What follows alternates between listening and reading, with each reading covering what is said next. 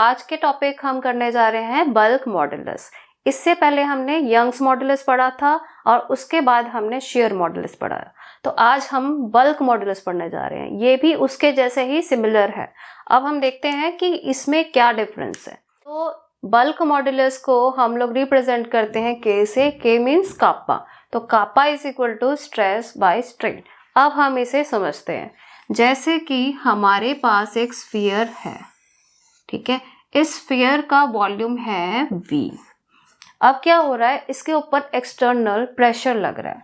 तो हर तरफ से इसके ऊपर एक टाइप का प्रेशर लग रहा है और ये प्रेशर P क्या करेगा, ये प्रेशर P इस वॉल्यूम को कम कर देगा, मतलब कि इसको छोटा बना देगा। तो इसका अब न्यू वॉल्यूम क्या हो गया, V डैश। तो इसका मतलब ये वॉल्यूम V छोटा बन गया V डैश। तो जैसा कि हमने देखा कि प्रेशर लगने से इस स्फीयर का वॉल्यूम V से V डैश हो गया। इसका मतलब there is decrease in volume, ठीक है। तो वॉल्यूम में डिक्रीज कैसे पता चलेगा, जब हम उसका ओरिजिनल वॉल्यूम और न्यू वॉल्यूम देखेंगे। तो इसका मतलब हमारा यहाँ पे original volume minus new volume, ठीक है। तो अब क्या है, पहले बड़ा था फिर ये छोटा हो गया। तो पहले इसका वॉल्यूम था V और छोटा होने के बाद बन गया ये V डैश। तो डेल्टा V क्या है, चेंज इन वॉल्यूम क्या है या डिक्रीज इन वॉल्यूम क्या है, V माइनस V डैश। तो इससे हमने देखा कि प्रेशर की वजह से स्फीयर का वॉल्यूम कम हो गया। तो यहाँ पे हम जैसे पढ़ रहे थे कि दिस इज स्ट्रेस, और स्ट्रेस का फॉर्मूला क्या होता था, फोर्स अपॉन एरिया। तो यहाँ पे हमारे पास ना फोर्स है ना एरिया है, ठीक है। हम यहाँ पे क्या वैल्यू यूज कर रहे हैं, प्रेशर की। तो यहाँ से अब मुझे क्या पता चला कि अगर मुझे कापा निकालना है तो स्ट्रेस के लिए मैं यूज करूँगी प्रेशर का फॉर्मूला। अब हमारे पास दूसरी चीज है स्ट्रेन। स्ट्रेन में मैं क्या देख रही हूँ कि there is change in volume. तो स्ट्रेन का यहाँ पे फॉर्मूला बनेगा, strain is equal to delta V by V। इसका मतलब change in volume by original volume. तो अब हम निकालते हैं इसका फाइनल वैल्यू। तो यहाँ पे हमारे पास है bulk modulus represented by K। वो है क्या, स्ट्रेस मतलब प्रेशर और स्ट्रेन मतलब डेल्टा V बाय V। अब ये सम अप करके हमारे पास क्या आ गया, K is equal to P delta V into V। अब हमारे पास इसकी वैल्यू जो है वो क्या होती है, नेगेटिव। अब नेगेटिव क्यों होती है, क्योंकि जो ओरिजिनल है और जो न्यू है, न्यू वाला छोटा है, इसलिए जब हम इन दोनों का डिफरेंस निकालते हैं तो इसकी वैल्यू नेगेटिव आ जाती है। तो इसलिए इस फॉर्मूले में हम लोग नेगेटिव का साइन लगा लेते हैं। अब हम बात करते हैं इसके यूनिट्स की। तो इसके यूनिट्स क्या होते हैं, जो कि प्रेशर के यूनिट्स होते हैं।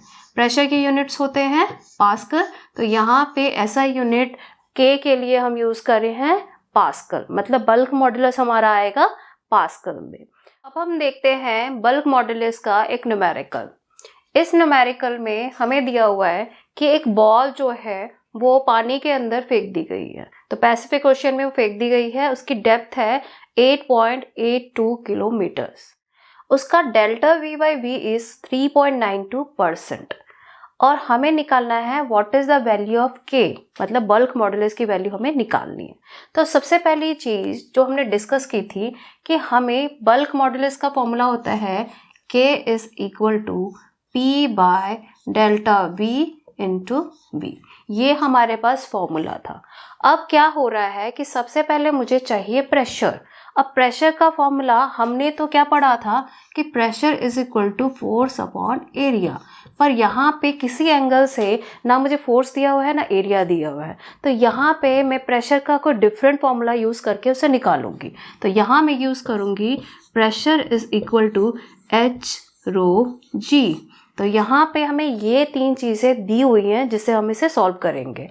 तो प्रेशर के लिए P is equal to H क्या है, हाइट मतलब यहाँ पे क्या है, डेप्थ। अब क्या है 8.82 किलोमीटर, तो इसको मीटर में कन्वर्ट करके लिख देते हैं 8.82 इंटू 10⁻3।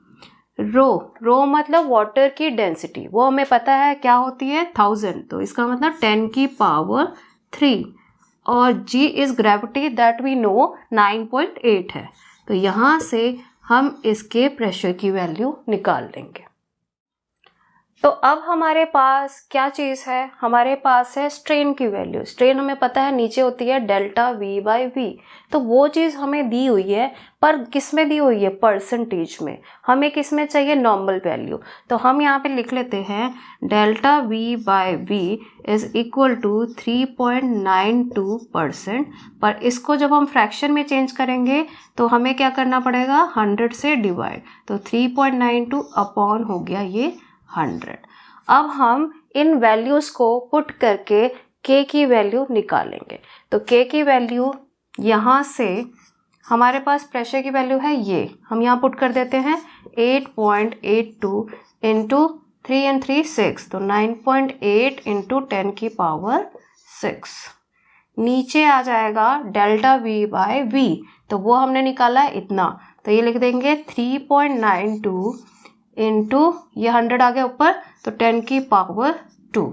तो जब हम इसे सॉल्व करेंगे तो ये और ये कैंसिल होके हमारे पास आ जाएगा 9/4, और साथ में है 9.8, उसके साथ में 10⁻6 + 2 = 8। तो ये वैल्यू हमारे पास आ गई। अब हम इसको सॉल्व करेंगे, तो इससे हमारे पास वैल्यू आ रही है 22.05 इंटू 10⁸8। जैसा कि मुझे पता है कि सिग्निफिकेंट फिगर में मुझे आंसर देना होता है, तो इसको कन्वर्ट कर देंगे by dividing it by 10 and multiplying by 10। तो ये आ जाएगा 2.205 into 10⁹9 pascal. So this is the bulk modulus value. तो यहाँ से हमारे पास बल्क मॉडुलस की वैल्यू आ गई 2.205 इंटू 10⁹9 पास्कल। तो अब हम करने जा रहे हैं बल्क मॉडुलस का नेक्स्ट न्यूमेरिकल। इस न्यूमेरिकल में हमारे पास एक बॉल दी गई है जो कि वाटर के अंदर सबमर्ज्ड है। हमारे पास एक स्फीयर है जो कि वाटर में सबमर्ज्ड है। प्रेशर की वैल्यू, बल्क मॉडुलस की वैल्यू भी गिवन है। हमें निकालना है ओरिजिनल डेंसिटी और उसके बाद निकालना है न्यू डेंसिटी। अब ओरिजिनल और न्यू का क्या मतलब है, जैसे कि मान लो कि ये स्फीयर है, इस स्फीयर पे बाहर से प्रेशर लगना शुरू हुआ। अब प्रेशर लगने के कारण, ठीक है, ये क्या है, ये बेसिकली एक ओरिजिनल स्फीयर है जो स्टार्टिंग में हमने देखा। इस स्फीयर का साइज प्रेशर लगने से कम हो गया, मतलब कि मान लो कि अब इसका जो साइज है वो इस टाइप का, मतलब इतना रह गया, ठीक है। तो पहले इसकी डेंसिटी थी रो, जो कि थी ओरिजिनल। अब हमें क्या निकालना है कि ये जो नई बनी है उसकी डेंसिटी कितनी है। तो हमें बेसिकली न्यू डेंसिटी निकालनी है, मतलब कि न्यू रो डैश निकालना है। तो हमें इस क्वेश्चन में इस चीज़ को फाइंड आउट करना है। तो सबसे पहले हमें पता है कि bulk modulus is equal to stress by strain. अब स्ट्रेस हमें पता है क्या होता है, प्रेशर, और स्ट्रेन क्या होता है, ये होता है वॉल्यूमेट्रिक स्ट्रेन। वॉल्यूमेट्रिक स्ट्रेन मतलब कि delta V by V, change in volume upon original volume, ठीक है। तो ये हमारे पास बल्क मॉडुलस का फॉर्मूला है। अब हम क्या देख रहे हैं कि सबसे पहले मुझे क्या निकालना पड़ेगा, डेल्टा वी बाय वी। तो वहाँ से हम क्या करेंगे, k = है p upon delta V by V. तो हमारे पास डेल्टा वी बाय वी क्या होगा, p upon k। Delta v upon v की वैल्यू आ गई p अपॉन k। v की वैल्यू पुट कर देते हैं 7 इंटू 10⁹9, और k की वैल्यू दे रखी है 9 इंटू 10⁹9 इंटू 10⁻10। तो हम इसको ब्रेक करके लिख देते हैं 10⁻9 इंटू 10। तो यहाँ से ये और ये कैंसिल हो गया, तो यहाँ से मेरे पास डेल्टा वी बाई वी आया 7/90। तो ये फ्रैक्शन अब हमने निकाल लिया है, दैट इज 7/90। अब हमें पता है कि मास की वैल्यू तो सेम ही रहेगी, चाहे हम ओरिजिनल के टाइम में बात करें या फिर हम न्यू के टाइम में बात करें, तो मास की वैल्यू सेम रहेगी। इसी वजह से मास क्या होता है, वॉल्यूम इनटू डेंसिटी। तो हमारे पास original mass is equal to new mass होगा। तो इधर से फॉर्मूला हमारे पास क्या होगा, ओरिजिनल का क्या हो जाएगा, v इंटू रो, और न्यू का हमें पता ही है v dash into rho dash. तो ये चीज तो हमें पता लग गई। अब क्या है, मुझे चाहिए रो डैश, तो rho dash is equal to v rho upon v का डैश। तो हमारे पास स्फीयर का वॉल्यूम था v, ठीक है, ये इसका मतलब ओरिजिनल, ठीक है, और जो न्यू है वो इससे छोटा है, इसका मतलब ये छोटा सा जो स्फीयर बना वो न्यू है।